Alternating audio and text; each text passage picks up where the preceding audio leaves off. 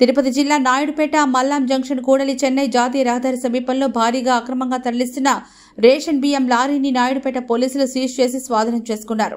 శ్రీకాళహస్తి నుంచి నెల్లూరుకు రేషన్ బియ్యాన్ని అక్రమంగా తరలిస్తుండగా పోలీసులకు రాబడిన సమాచారం మేరకు నాయుడుపేట అర్బన్ సిఐ బాబీ తమ సిబ్బందితో కలిసి హైవేపై వాహనాలను తనిఖీ చేయడంతో 8 లక్షలు విలువ చేసి 600 బస్తాల రేషన్ బియ్యాన్ని తరలిస్తున్న ఓ లారీని పోలీసులు స్వాధీనం చేసుకుని సీజ్ చేసి కేసు పెట్టి దర్యాప్తు చేస్తున్నారు.